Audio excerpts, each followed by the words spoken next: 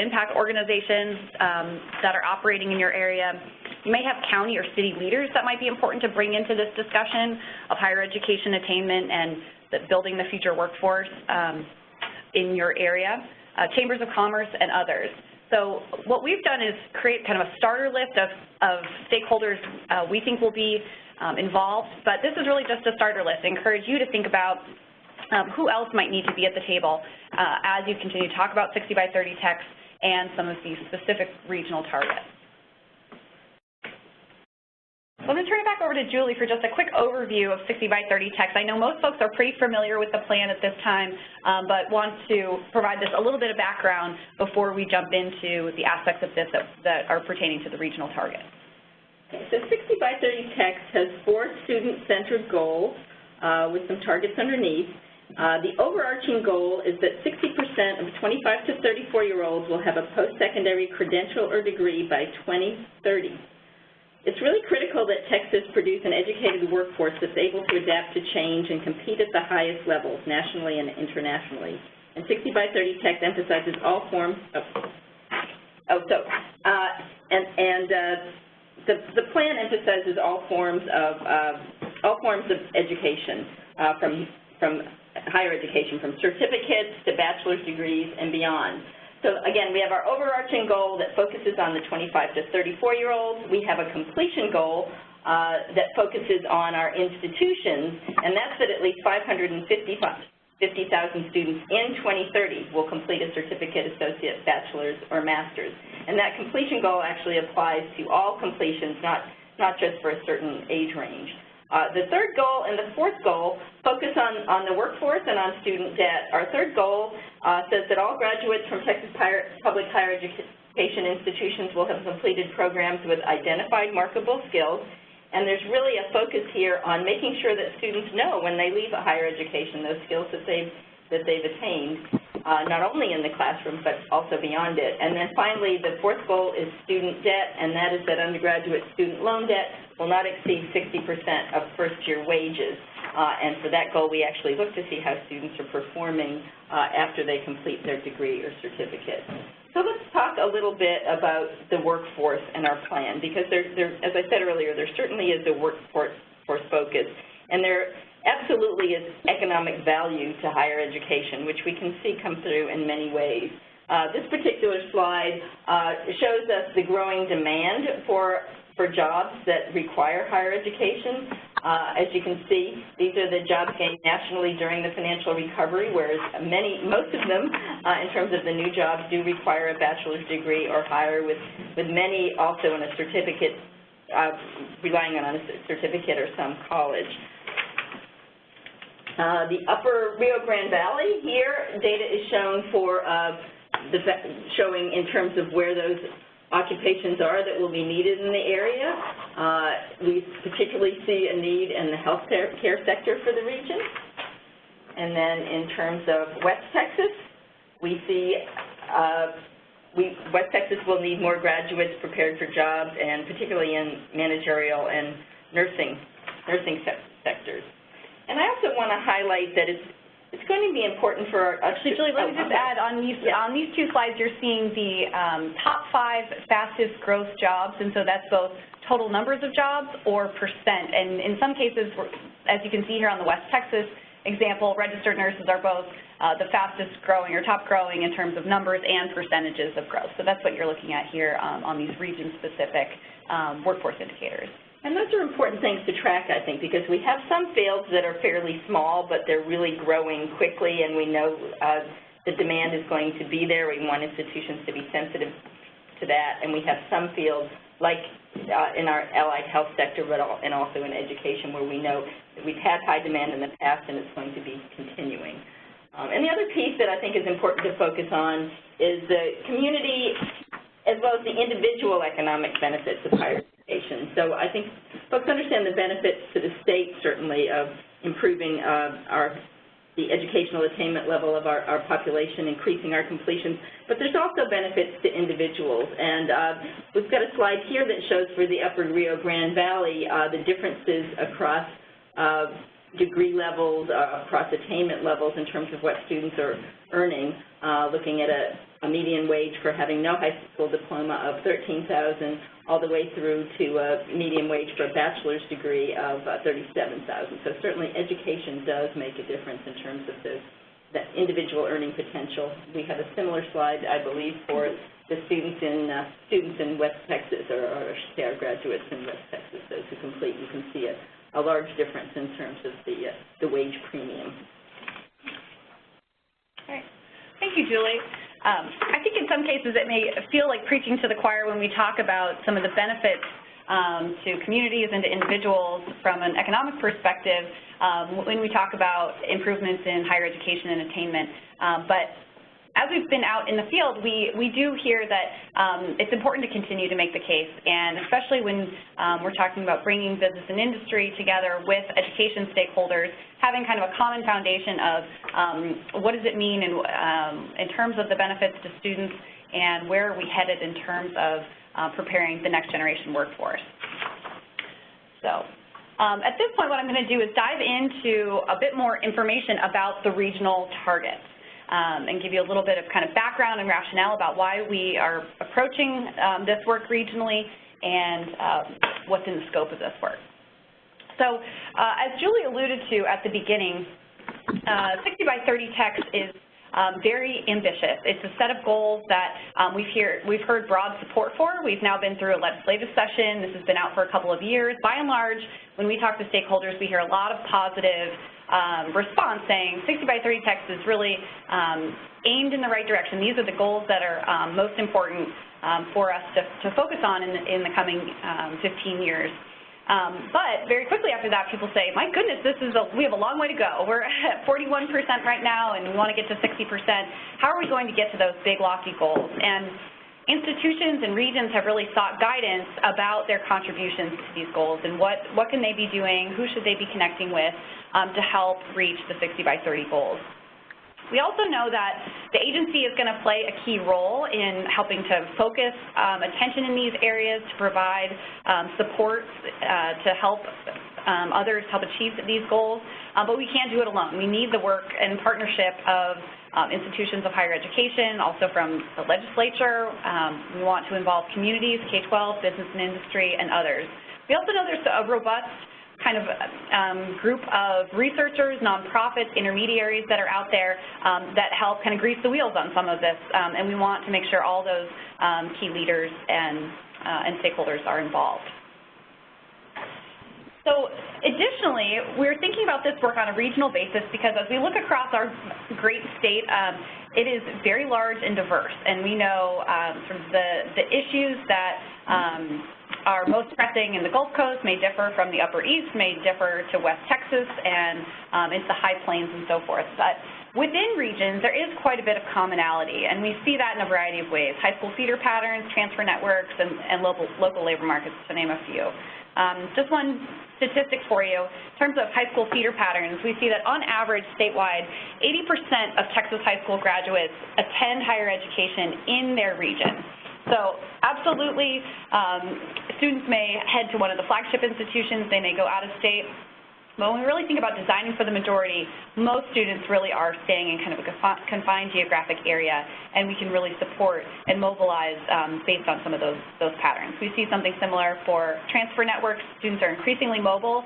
They move around institutions of higher education, but typically they don't go very far. Likewise, with local labor markets, we know that labor markets are quite different across the state, but that the institutions of higher education in closest proximity are most aligned to those needs in the workforce. We also think by breaking down the 60x30 goals on a regional basis that we can help improve institutional target setting as well. We want institutions to be thinking on a broader scale than just their own single institution. And one thing I tend to point to is when we think about enrollment growth, for instance, if you're trying to increase completions, and part of that includes enrollment growth, but that enrollment growth comes from taking students that would have gone to a neighboring institution anyway. You know, as a state and as a region, we haven't raised all boats. So we want to be thinking more broadly about how to cast a wider net to bring more students into higher education and help them succeed in higher education. We also hope that this work will help encourage the tactical planning that's necessary to really get to these goals. And an example I would give here is when you look at your region, is it that you need more certificates or more associate's degrees, or that you need more bachelor's or master's degrees? In which programs? That's not the level of detail that the state has gotten into, but that's something that you within your region will know better than we will. And we will be looking for your guidance and partnership as you begin planning to really guide which areas are highest need for you. So within the scope of the regional targets, Julie gave a nice overview of all of the 4 big goals, and there are a variety of targets under those goals. And we have selected just 3 areas for the regional target work. And we selected them, we wanted to do 3 because these really lend themselves to a regional focus, but also we wanted to keep the scope manageable as we think about bringing quite a few stakeholders together. It doesn't mean that the other areas are not important, just that these, again, lend themselves to a regional discussion. So the 3 areas that are within the scope of the regional targets are, the first is the big 60 by 30 educated population goal. So this is the 25 to 34-year-olds, anybody who lives in your region. They could have been educated in your region or could have received their higher education elsewhere, other parts of the state, other parts of the country, or even internationally. But when we survey, or the Census Bureau surveys residents in your area and we see level of education, what we're aiming for, again, is that big 60% statewide, but I'll show you what the regional breakouts look like in just a few minutes. The second area that we're focused on is the overall completion goal of 550,000 certificates, associates, bachelor's, and master's degrees. This is the one we probably received the most questions about in terms of institutions looking for guidance. And then third, 65% high school to higher education direct enrollment rate. This is a target under the completion goal. And what this is focused on is recent high school graduates. So for students who graduate from high school in your region, we're looking at what they're up to the fall following their graduation. And so we're aiming statewide to get to 65% of students immediately after high school coming into higher education. And so what are regions being asked to do? In each of these 3 areas, we're asking for institutions to get together with other stakeholders in their region to identify at least one powerful strategy in each of these 3 areas. So what is a powerful strategy? It has a couple of characteristics in my mind, and that's that it be relevant to 60 by 30 text in one of these 3 areas, that it be large scale and high impact. And so this is something that would include or touch most or all institutions, or most or all students, or most or all students within a particular subpopulation. And large impact, we want these to be strategies that you think will measurably move the needle to achieving these goals. I want to point out that this doesn't have to be a new strategy. As we've talked to other regions, and I was just on the phone with the Metroplex the other day, and they were saying, well, there's a lot of work we're doing right now. Can we build on that? And absolutely, this is not about reinventing the wheel. If there are strategies that you are already working on, but maybe you're working on slightly smaller scale, or maybe not explicitly connected to the plan, this can be an opportunity to bring more stakeholders, more energy, more explicit connection. And so we hope that you will think about what's already in place as you work to identify your strategies in these 3 areas. And the second piece of this here is that we're also asking institutions to set numeric targets for completion. So this focus, again, is on institutions of higher education. And so for that completion goal, 550,000 certificates, associates, bachelor's, and master's, and again, I'll show you your regional numbers in just a minute, we are asking institutions to think about their individual contributions and to let us know what they think they can contribute towards that larger target. This is the last slide before we take a little discussion and question break, but I did want to give you just a sense of the timeline that we're working with. On the slide, you can see the 17-18 timeline.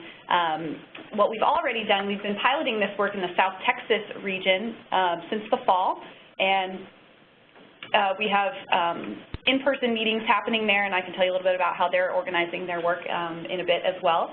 And so that started in the fall. We also did some training for our data fellows. So data fellows is an effort that was put together with some support from the Bill and Melinda Gates Foundation, so something the coordinating board's been working on, to bring people into the coordinating board for a day-long training where they really get under the hood with some of our statewide data resources, specifically around 60x30TX and our new website, 60x30TX.com, the revised accountability system. And as part of this regional work, when we brought data fellows together this fall, we looked for representation from all the regions, 2-year and 4-year institutions, and had them spend some time focused on a regional data workbook. So they have some expertise in the projections and numbers behind the 60x30 educated population goal, the completion goal, and that high school to higher education target for the region, and then some breakout information for each of the institutions. So you have some phone a friends already waiting to be tapped to support this work.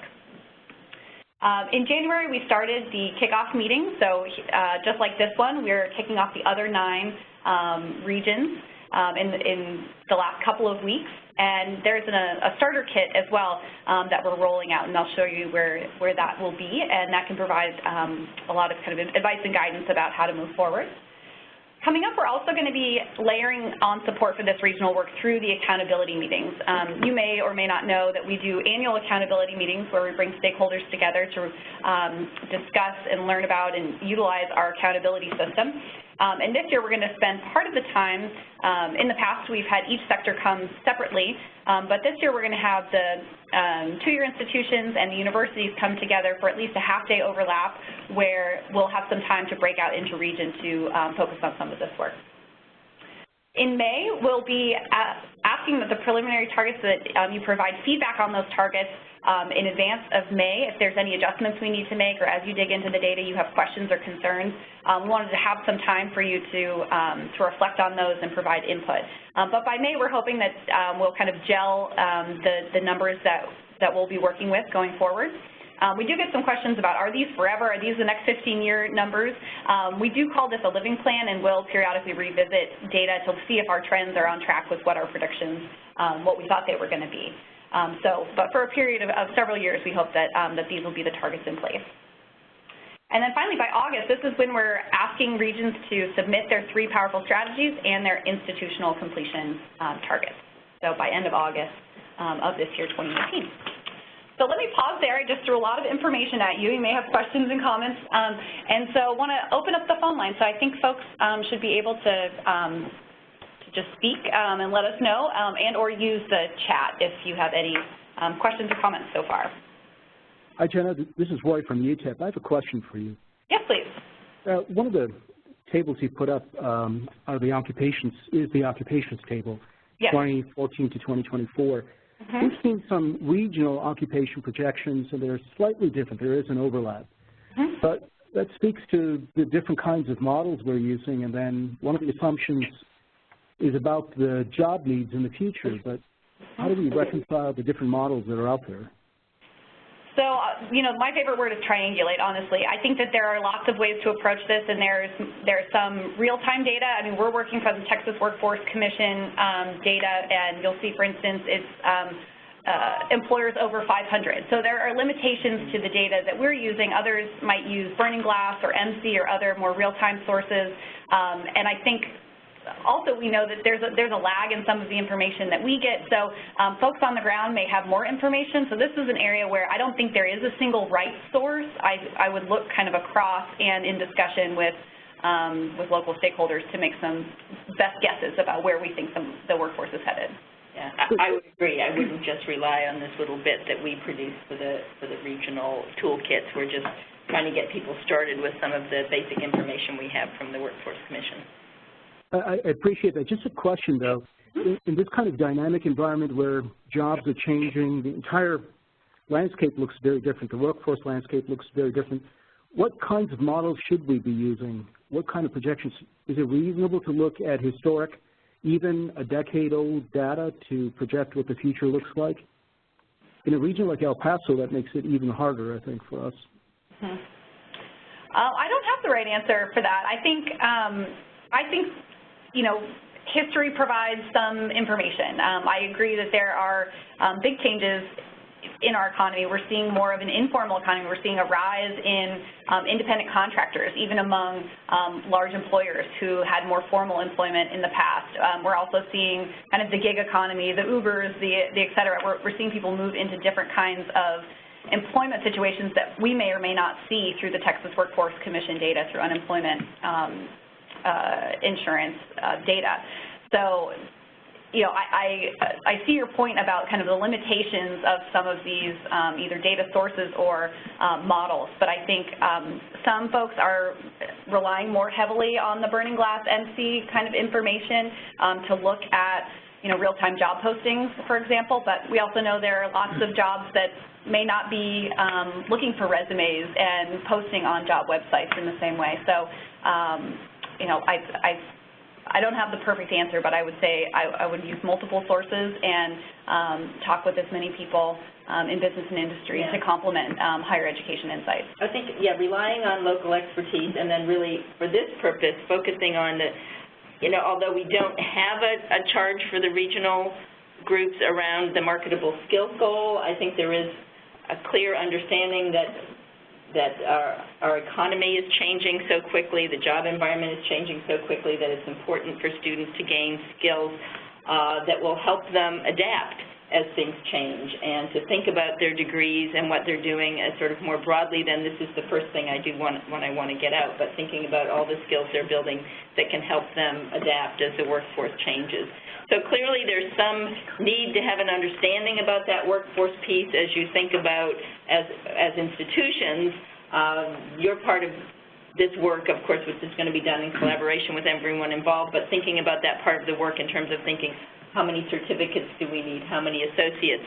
This doesn't go into the granular level of data into exactly what fields do they need to be in. I think those types of discussions are important as you think about it moving forward, but it's also why Jenna talked at the beginning that this is a living plan, and we understand people will be setting targets, but then needing to look back and say, hey, what should this look like? And to be honest, part of the reason why the Strategic Planning Committee that first started thinking about the completion goal, one of the reasons why they didn't statewide say for 2030 this is where we need to be for certificates and associates and bachelor's and master's is because they understood things are changing so quickly, and it's hard to know 15 years out, or in their case it was 16 or 17 years out as they were working on this, you know, what's going to be needed. So, and they also understood there are some real local differences in terms of that. So that's why we have an overall statewide goal, but we don't get into the details. That's some work that we hope you can do, and we want you to understand we know there's going to be changes, and there's no right answer or right source in terms of this. It's true, but so the assumption, though, is that by 2030 we would have 60% of the labor force here would be employed in a job that requires a credential. Well, we'll get to that in just a minute. We have done some, we've been breaking it out by region, and so you'll see that the numbers vary across the different regions. Right, and it's not that yes, and it's that they will have a degree, or those who are who are that age group, 25 to 34, will have a degree or certificate. So that's not exactly what you said, but very close. Right. So otherwise, you'd be underemployed. If you're working in a job that doesn't require a credential, then you're underemployed. So the assumption is that we, as a region or a state, would grow the economy. So at least 60% of the jobs would actually require a credential.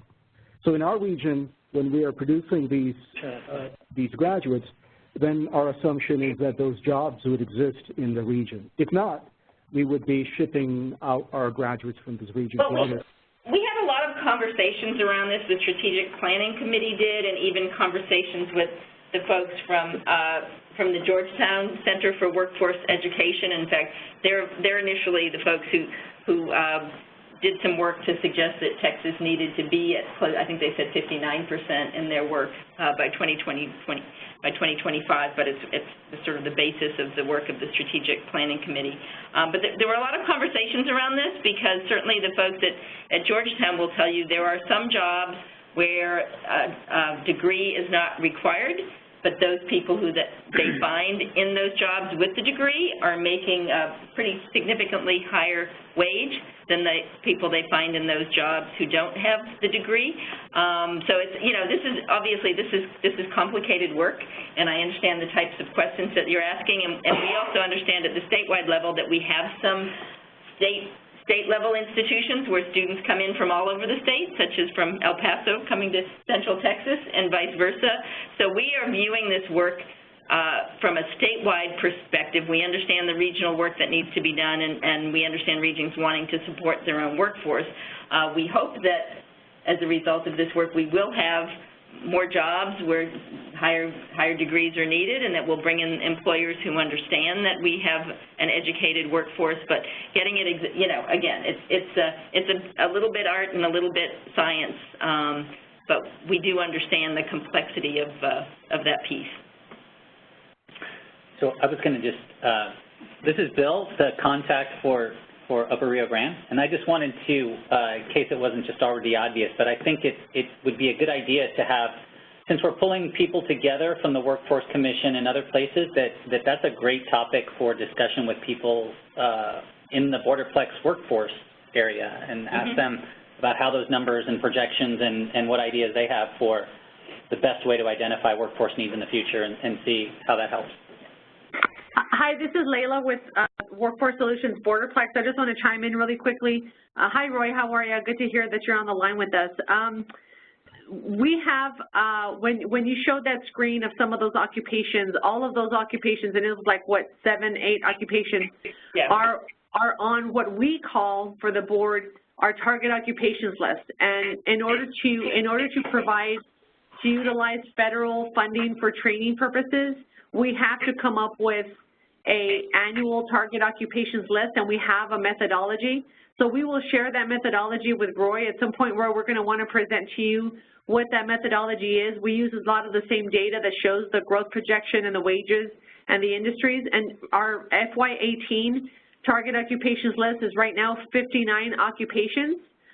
So we can kind of talk about what our methodology is and how we come up with this list, and then continue with our conversation of how we want to form the strategy around that. And we can discuss whether we want to take other factors into consideration. We come up with our own methodology. So if there are things that we need to consider and take into account, we will certainly do that. Yeah, I appreciate your point. I think if we look 10 years ago and we look at jobs that we are projecting for today, do we have a reliable model that gives us the type of jobs that we have today?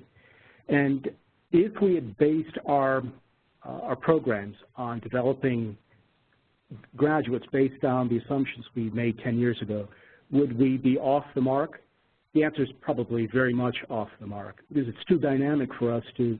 We've done these type of modelings before. It's good to do it at an aggregate level to give us a sense of where the economy is growing, but to use it as target setting for institutions in the type of graduates we have and to have a specific number, that seems to be a pretty risky initiative to try to do it in that way. So we have, I appreciate your point that there are models that people have agreed are reasonable. But I think those are useful for the macro level analysis. But to get to the micro level target setting, that seems to be highly problematic. Well, so what I'd like to do is we have a little bit more we need to get through. So what I'd like to do is keep pushing forward, but just table this. We'll have some more opportunity for discussion and feedback. So absolutely duly noted, Roy, and I think that we should continue to have this discussion as we get through. I want to make sure that we are able to cover the level of the regional targets so far. I think you're suggesting a level of granularity we're maybe not getting to at this point, but do hope that it will spur additional conversation. So the next thing I want to get to is just to go over what we have for our regional targets so far. So On this slide, what you see is the 60 by 30 educated population regional targets. So you'll see that this represents the percent of Texans ages 25 to 34 with a certificate or any higher level degree. And across the bottom, you'll see the statewide level for the most recent actual data we have, which is 2015, and we're at 41% statewide. By 2020, 2025, and ultimately 2030, we are aiming to get to that big 60% goal. What you can see for each of the regions there then are the breakouts for the most recent actual data and then the projected targets for 2020, 2025, and 2030. So for West Texas, you can see you're currently at about 29% and ultimately heading to 55%, we hope, by 2030. And Upper Rio Grande, you're starting at 38% and ultimately moving towards 51% by 2030. So something that I want to emphasize is that we would absolutely love to see every region stretch to 60% to get to that statewide average. But we also recognize that regions are starting in different places and that population growth and other factors are going to play a role here. So what we wanted to do is present a model where every region is growing considerably, and what would be kind of the minimum growth we would need to see in each region to get to that overall 60%. So you can see that in some areas like Gulf Coast, Central Coast, Metroplex, and others, they're above that 60%, and others a little bit below. So that's those are the numbers for 60 by 30, and I'm going to talk through each of these three, and then we'll stop and have time for more kind of questions and discussion about these numbers. So the second area is completion. So here we're counting the certificates, associates, bachelor's, and master's degrees conferred by institutions of higher education in these particular regions. So this is any student that comes to you and completes with you. They could be a student who went to high school in the region as well, but it also could be someone who came from a different part of the state, internationally, out-of-state students, et cetera. So we're counting certificates, associates, bachelor's, and master's. Will you just touch on what certificates are counted? Yep, I had a note about that. So when we talk about certificates, we had a question come in about which ones count. So it's level 1, level 2, and advanced technology certificates are the kind of the three big categories that we're counting for certificates. Right, so we're not including the certificates offered by universities unless they fall into that category. I think there's only one in the state that has a level 1 or level 2 certificate. Right. Yeah. Right. So again, in this table, we're presenting the most recent actual, the 2016 data. The 2017 data will be available very, very soon, but for right now, we're still working with the 2016 data. You'll see that there's 321,000, roughly, certificates, associates, bachelor's, and master's degrees awarded in 2016, and hoping to move up to 376,000, 455,000, and ultimately 550,000 in the year 2030. Again, you can see the regional breakouts and targets, with West Texas a little under 5,000, ultimately moving closer to 10,000. Upper Rio Grande from about 9,500, increasing to a little under 20,000. So you'll see statewide, if you look at these, that they're very large numbers in the population centers of the state, Metroplex, Gulf Coast, Central Texas, and others, but important contributions from every region in the state. The last area here is the high school to higher ed direct enrollment. And as I mentioned, we're aiming for 65% statewide. You can see right now we're at 52%. In Upper Rio Grande, you can see you're above that state average right now at 57%. West Texas a little bit below at 49%. And then by 2030, moving to 71% in Upper Rio Grande and 62% in West Texas. One thing I wanted to point out for the high school to higher education enrollment that's a little bit different from the completion that I was just talking about is that for high school to higher education enrollment, we're focused on all of the high school graduates from your region. And we track them anywhere in the state that we can find them. We would count them for you, even if they came to Central Texas, for example, for higher education. We would count them, with a positive outcome. So high school to higher ed, we're focused on the high school graduates who are from your region, compared to completion, where we're focused on any student enrolled in your region in an institution of higher education. So what we're trying to do is, across these three goals, get a really robust sense of performance and outcomes related to higher education, but trying to look at it a couple of different ways intentionally. pause there. What questions do the data raise for you? Hi, this is Anna from Workforce Solutions Borderplex. In regards to what you're counting as certificates, when a student is in high school is doing a CTE program and earns a nationally recognized certificate, would that count towards this metric? So I think usually the nationally recognized, typically referring to a certification that they've passed a national exam, and we are not counting certifications that are, typically these exams offered by third parties. We are only counting certificates awarded by institutions of higher education, again, the level 1, level 2, and the advanced technology certificate. Right, so if the student earned the certificate along the way, for example, through dual credit, maybe through El Paso Community College, for example, earned the certificate and then took the licensing exam or certification exam, they would earn a point because they earned they would be included, they would be counted because they earned the certificate. No, Western ticket, but not company. So, actually, this is Joyce Wilson from the Borderplex as well. Actually, you're eliminating a number of credentials like the CompTIA, IT credentialing, that are huge in demand and not really high income performance.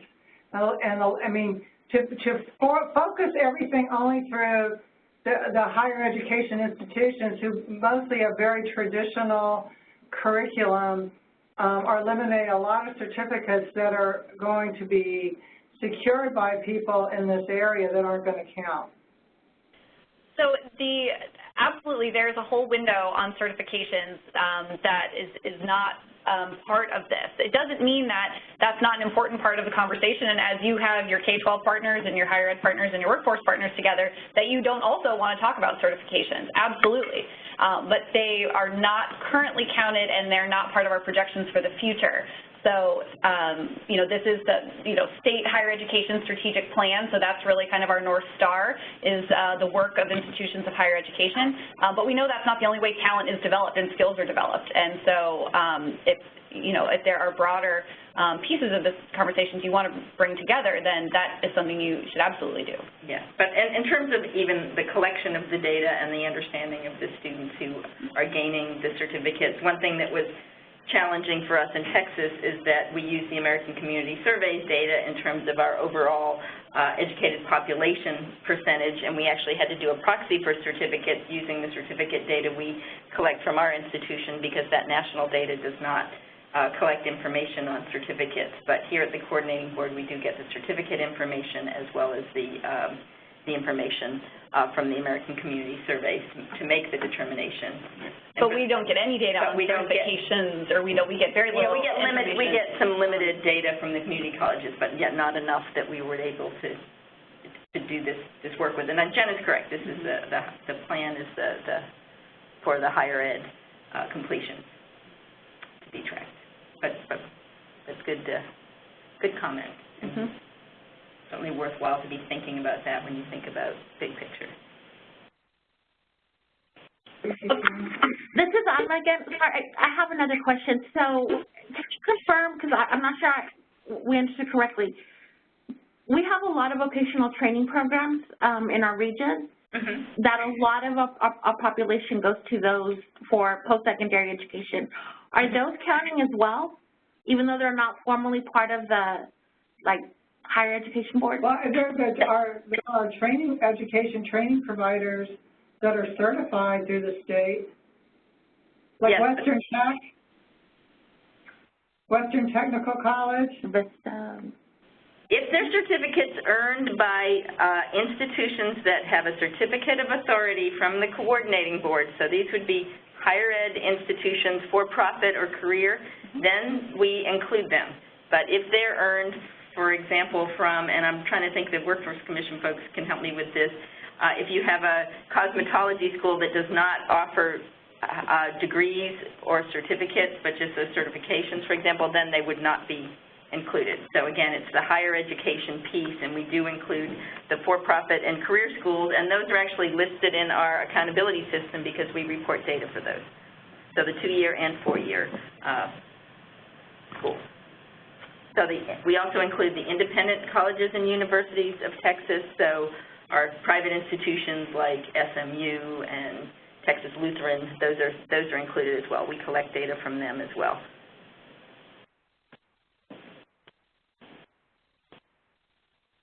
So that's a good. Can we inventory what you guys are pulling data from and then see what the outliers are as far as other training institutions in the region to see maybe there's something that we're not counting, or just to at least have like a better projection of what we're really comparing? Yeah, so what we can do when we get to the data fellows, there are some folks in your region who already looked at our regional data workbook, but what we can show you is what, beyond these aggregate totals, what are the institutions and how are we creating those totals by level and credential and so forth. So you can see some of that information. And we'd be happy to connect it up after this call to go into that in more detail. Thank you, that would be helpful. Okay. All right, we'll make a note about that. Okay. So I'm going to keep us moving here and talk a little bit more about some of the resources that are available and next steps. So if it is not already clear, I'll just say that while we have set this process in motion, we are really looking for leadership from institutions and other players within regions to really pick up the torch and make this effort real, to really put some meat on the bones, organize people, have the discussions. But we are here to support you as you do this. So there are folks such as myself, I'm leading the regional target work, but then also you've heard from both Bill and Linda, who are staff people. We have a staff person assigned to each region, and they're here to help answer questions about any of the data that we've produced and provide some facilitation support in terms of making sure we do some follow-up calls, get the right people together, and get you moving in the right direction. There are also folks in your region. So we had, as I mentioned, data fellows come in November. So for Upper Rio Grande, we have a representative from El Paso Community College, also UTEP, and then you can also see in West Texas representatives from Howard, Midland, Odessa, and UTPB who joined us. So again, these are folks who can help answer some questions. They have had some additional time to look through the materials and hear about this work. So they can help also answer some questions, but we're here to help as well. The next set of supports I would point you to is a starter kit that we've developed. And so in this starter kit, you'll be able to find this on our 60x30TX.com webpage. If you haven't already been there, it's www.60x30TX.com. I would highly recommend it. You can find all things about the plan there. You can find our progress towards the goals, both at state level, regional level, institutional level, and so there's a lot there to get started on. But under the Resources tab, there is a page for Regional Target Starter Kit. So if you have a chance now or after the webinar to check that out, I would highly recommend it. What you'll find in the Starter Kit are a number of resources. So the first part is an introduction and action steps for the regional targets. This is going to give you a nice overview, a lot of what we're talking about today, but if you want to share it with others and start to spread the word, there's information there. There are also some suggested next steps, which I'll talk about on the next slide, about what to do kind of after this webinar. There's also a set of sample regional strategies. This is just a place to start, and I'm thinking about tackling a new and kind of nebulous project. Having a model to work from can often kind of spur and inspire. There are about 9 or 10 sample strategies there. I want to emphasize that in no way is this a restrictive list or an exhaustive list, just a set of ideas to get you started about what do we mean by something that's relevant, high impact, and large scale. So I encourage you to take a look at that. There is a regional context data workbook, so that's what I've been talking about, that has the regional numbers as well as some of the institutional breakouts, special population or subpopulation by race, ethnicity, economic status, gender, et cetera, other areas that we're focused on. And you'll also find the suggested participant list. We've been attaching that with several emails, but wanted you to have a place to start. Again, not exhaustive in terms of the list, but didn't want anyone to have to go hunt down a bunch of email addresses for presidents and liaisons, for institutions of higher education, from TEA, we had members of ESC staff who were kind of nominated to represent each region, and then also the executive director and chair for each of the workforce development board areas. So at some point we'll turn that list over to you to add, subtract, and modify as you need, but wanted to give you a nice place to start. So the next thing I wanted to show you is just a bit more detail about that kind of advice and next steps. We have laid out 5 steps to kind of get moving after you do the webinar. So here we are doing number 1 right now, and if we're recording this, so if you have colleagues who you think should know about this work, we're going to share the slides and also make the recorded webinar available for everyone. And then we would like folks to organize a virtual or in-person convening. So in the starter kit, you'll find some advice about who might attend, when to meet, a rough timeline, some advice about who might host and who should facilitate, who can really bring together kind of in a neutral way the interests of different people in your region. There's also a sample agenda. Again, use it, tweak it, throw it out, however you wish. But as we've worked with folks in South Texas and now, again, in the Metroplex, walking through that agenda has really helped people understand sort of what are our objectives and how do we get this work moving. And then ask that you convene and share your progress with us as you go. So we'll stop here and have a bit more discussion. This is really what we want to hear from the most from everyone here. So we've developed these preliminary targets for your region as a whole and want to get your advice about how to operationalize your strategy work and your institutional target work. Geographically, organizationally, by target are just some kind of prompts to get you thinking. And let's start with folks from West Texas. We'll take each of these in turn. So for West Texas, do you have advice about how you want to bring people together? And I'll just offer 2 examples here as you're thinking. So in South Texas, they said, we're really spread out. We've got a big geographic area. And so what would be best is if we had some subgroups talking. So they have Alamo colleges volunteered to bring together folks in the greater San Antonio area. We've got UTRGV who volunteered to bring people together in the lower Rio Grande Valley. And then A&M International who's going to host for kind of Laredo, Kingsville, Corpus Christi area. So they said, geographically, we have some challenges, so this is the best way for us to organize. In the Metroplex, they said, well, we need to all get together. We need everyone to come together, but they recognize the challenge of having a very large meeting and kind of the right level of participants. So what they're going to do is have an initial kind of shorter convening that would have senior level, presidents and chancellors and so forth come together to really set some direction, and then a follow-up conversation with additional staff where they can kind of get into the nitty-gritty of talking about numbers and strategies and maybe doing some surveying and so forth. So those are kind of 2 different approaches that we're seeing so far. So now I'll pause and wait to hear, are there suggestions from folks at West Texas about how you would like to convene or organize? This is Javier Flores with Angelo State University. I'm sitting in for Dr. May, who started the conference call, but he's become ill. Oh, no. I would say here at Angelo State, we would be more than happy to bring the group together. Looking at the West Texas region, we're really not that far apart. And so I put that out for the rest of the group. We would love to host a convening here at Angelo State. Great. Thank you, Javier. Other folks from West Texas?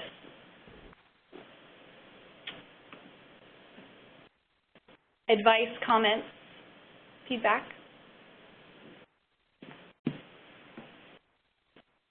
Okay.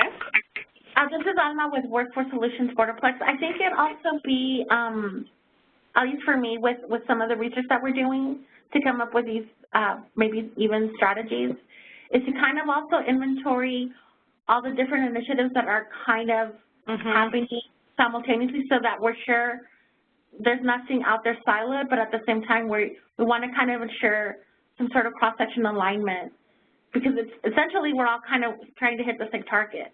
Yeah. And purpose. So it just seems like, so there's also no duplication, I guess, just to be a little bit more efficient with it. I don't know exactly who's doing what and how many different initiatives are out there because I know there's local, regional, and then there's the statewide ones, but there seems to be multiples in all of those categories. No, I think that's a good suggestion, and actually in the Metroplex, the way they're going to do that is when they send out the invitation, like, hey, this meeting is going to be on April 1st, let us know you're coming, but also if you're involved in any kind of large initiatives that you think are relevant to this work, you know, put that in, and they're going to do kind of a survey tool to collect that so that they can start from that at the beginning of their meeting. So that may be, you know, a strategy, but I'm sure there are multiple ways to jump at that. But I think you're right that, you know, understanding that this work is already going on in lots of ways is really important. So let's jump over to Upper Rio Grande Valley. This is Javier. Could we, some feedback in West Texas. We here at Angelo State, or the San Angelo community, have really been working very close with Region 15, the Educational Service Center. In fact, we have started combining what used to be the Chamber of Commerce P16 Council with the 60x30 Educational Region Center 15 committee that has been formed. And one of the things that we have really been discussing is the data and not knowing where the data is coming from, if it's clean data, good data, current data. And so I know for us in West Texas, it would really be great to have someone either from the coordinating board or TEA, Texas Workforce Commission, wherever the data is coming from, to really give us an overview of the data, the currency and applicability of the data as we develop our goals. Okay, the other suggestion I would make with that as well is most of our higher ed institutions do have institutional research staff who work closely with the coordinating board. So in terms of the data that comes through here, I think you're probably going to have some local experts as well who you could rely on that would be happy to support you in that also. Sure. So I've just received a text message from Howard College, Dr. Amy Burchett, that they're trying to speak, but no one is listening. So I don't know if they're not connecting or what. But let me go back to, so what I'm finding, and we have a very vibrant institutional research department here at Angelo State. However, the service centers have been engaged at a high level by the coordinating board to become a part of the 60x30, and they're not as familiar with the institutional research departments that we have and the data. So I think there's been a lack of education of key stakeholders that have been identified or engaged by the coordinating board so that they fully understand where the data is coming from and how to use it. Yeah, so we have also identified that need, and we actually, through our data fellows work, we're going to be bringing in staff from education service centers in May or June. We're finalizing a date where they will come in, and we'll also spend time talking to them about the 60x30TX data overall, and then this regional work in particular. So that absolutely, you know, we share that concern, and that, you know, not in a bad way. We haven't supported that, so it's nobody's fault, or, you know, I'm not pointing fingers at ESCs. We know we need to provide a little bit more support in that area. And also that everyone understands the collaboration between TEA and the coordinating board, that much of this data is actually linking data up from both agencies, so it's not data in a vacuum, but that it should be, you know, consistent. And my comments were not meant to be constructive criticism. My comments were meant that perhaps we could have, as we're having regional, we're convening the regions together, that would be great information just to help all of us be on the same page. I think it's wonderful, the collaboration. I think it's much needed and past due. Well, thank you for your comments. That's really helpful, and I'm excited to hear that you've already got, you know, Region 15 plus Chamber of Commerce activity around this area. That's great, and really enthusiastic that that would continue and build. So thanks for sharing that. And for folks from Howard College, I'm sorry we can't hear you. I have two suggestions. One is to go ahead and you know, hang up and maybe try and call in again on the phone line. You have to be on the phone in order for us to hear you. You can only hear us through the computer. So we're going to put that in the chat boxes to make sure you have the number, and or feel free to just type in your comments, responses or just keep texting your friends at Angelo State. I don't know. we do really want to hear you from Howard College. I'm sorry we're having trouble connecting. Yes, no, and we apologize. This is Amy Burchett, and we were able to connect with the phone, so I apologize. Oh, great. We've been attending the entire time. We have about 8 of us together, so thank y'all for putting this on. Wonderful. Is there anything in particular you wanted to provide feedback on or input at this time? I'm looking. We just agree that this is great for the region coming together. Okay. We appreciate ASU's offer to host. You know, we can host. You know, we could trade off and share in the opportunities as well. It is a challenge, as schools have mentioned, when you have multiple service centers, multiple workforce offices. We do struggle at times, so again, it's great that the region is coming together. Wonderful, thank you.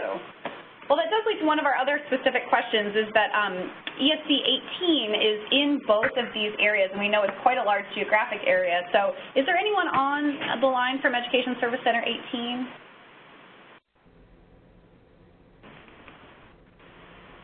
Okay, well, I will ask, in the interest of time, just ask that as you think about organizing in these follow-up discussions, probably I would include 18 in both for now, and then, you know, they may decide, or you may have existing relationships, certain institutions may have stronger existing relationships that put them in one or the other region, but we'll leave that for now.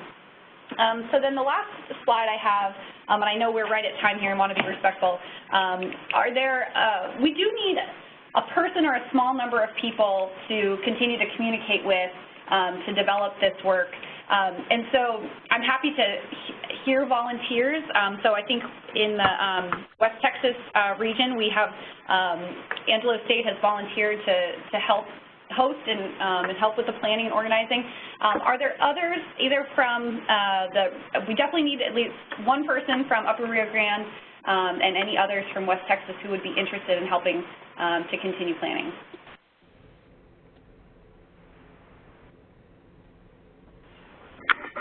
This is Anna from Workforce Solutions Borderplex. I can wrap around with our region center here if that's specifically who you're looking for, though. Well, I guess for the Upper Rio Grande, I'm curious, is the 60x30 EP, is there an existing group who kind of owns that or manages that, and what's happening there? I'm sure there is, and I'm sorry that I don't have the contact information, but I know that there is. I'm not familiar with who that is, but I can get back with you all and let you know who that point of contact would be, or organization kind of spearheading that. This is Diana Natalicio in El Paso at UTEP, and the planning function surrounding the whole 60x30 El Paso is really incorporated in an entity that we call the El Paso Collaborative for Academic Excellence, which is a partnership between K-12, the community college, the university, and the business community. And so we've been working on this. We've, in fact, had this plan in front of us for quite some time. And since we're a fairly homogeneous region, where most of the students who are enrolled at UTEP and who move into the local workforce, if that's what they do, are graduates of the K-12 system here and the community college. So I think, you know, we're certainly happy to step up in any way we can at UTEP to be helpful, to try to take next steps. I think we would do that no matter what, because we're very committed to the region and the young people who are here. And so we'd be happy to do that on you know, on behalf of the region, if that works or if that's helpful. I would, though, like to go back to just underscore the question that Roy Matthew brought to your attention earlier, and I don't want to beat a dead horse here, but I think it is important for us to recognize that the kinds of jobs for which there is a local demand are not the kind of jobs that we're preparing our graduates for. As a consequence, our graduates in engineering, computer science, business, they're almost all, 75% or so, leaving the region.